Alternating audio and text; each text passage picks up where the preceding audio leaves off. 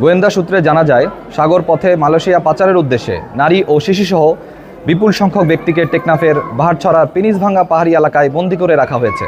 প্রাপ্ত তথ্যের ভিত্তিতে আজ 24 অক্টোবর 2025 তারিখ শুক্রবার মধ্যরাত 2টা হতে সকাল 7টা পর্যন্ত বাংলাদেশ কোস্টগার্ড উক্ত এলাকায় একটি বিশেষ অভিযান পরিচালনা করে।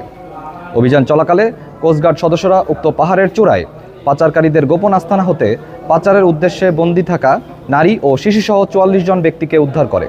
উদ্ধারকারীদের জিজ্ঞাসাবাদে জানা যায়, কয়েকটি সংঘবদ্ধ পাচারকারী চক্র বিদেশে উচ্চ বেতনের চাকরি, সুবিধাজনক কর্মসংস্থান, উন্নত জীবনযাপনের স্বপ্ন, অল্প খরচে বিদেশ যাত্রা এবং বিনা অর্থে প্রেরণ করে পরবর্তীতে কর্মস্থলে কাজের মাধ্যমে খরচ পরিশোধের সুযোগের প্রলোভন দেখিয়ে টেকনাফ সহ দেশের বিভিন্ন এলাকা থেকে বাংলাদেশি ও রোহিঙ্গা নাগরিকদের মালয়েশিয়ায় গমনে উদ্বুদ্ধ করে টেকনাফের গহীন পাহাড়ে গোপন আস্তানায় জিম্মি করে রেখেছিল। পরবর্তীতে পাচারকারীরা তাদের সুবিধাজনক সময়ে মেরিন ড্রাইভ সংলগ্ন উপকূল হতে বোট যোগে মালয়েশিয়ায় পাচার করার পরিকল্পনা করেছে। তারা আরও জানায় যে পাচারকারীরা তাদের আটকে রেখে নির্যাতনের মাধ্যমে মুক্তিপণ আদায় করার চেষ্টা করছিল। অভিযান চলাকালীন কোস্টগার্ডের উপস্থিতি টের পেয়ে পাচারকারীরা পালিয়ে যাওয়ায় কাউকে আটক করা সম্ভব হয়নি। তাদের আটকের নিমিত্তে কোস্টগার্ড এর গোয়েন্দা নজরদারি ও অভিযান চলমান রয়েছে। মানব পাচার রোধে বাংলাদেশ কোস্টগার্ড ভবিষ্যতে এ ধরনের অভিযান অব্যাহত রাখবে।